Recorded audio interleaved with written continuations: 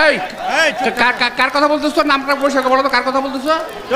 ওই বেটা, কার কথা বলতেছিস তুই? ফাজিল কোথাকার। নবী কি জেলে গেছে নাকি বেটা? নবীরে ধইরা জেলে দিয়ে কমুনে সারা বেটা।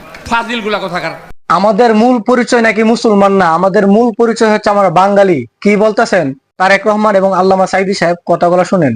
এখানে আমাদের মূল পরিচয় হচ্ছে ধর্মের ভিত্তিতে আমাদের পরিচয় না, বা অন্য কোনো কিছু। আমাদের মূল পরিচয় হচ্ছে বাংলাদেশী। আমাদের মূল পরিচয় হৃদয়ের সবটুকুন শক্তি নিয়ে বলছি, আমাদের পরিচয় বাঙালি নয়, আমাদের পরিচয় মুসলমান।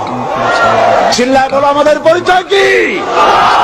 আর দেশ হিসাবে আমাদের পরিচয় বাংলাদেশী। আমি আগে বাঙালি, পরে মুসলমান। যে বিশ্বাস করবে সে কাফের। সে 1000 টাকা যারা মানুষের ঘরে খায়া, লিল্লা খায়া, যারা বড় হইয়া বড় বড় কথা বলে, এদের কথা, এদের কোনো সেন্স কাজ করে বলে আমি মনে করি না।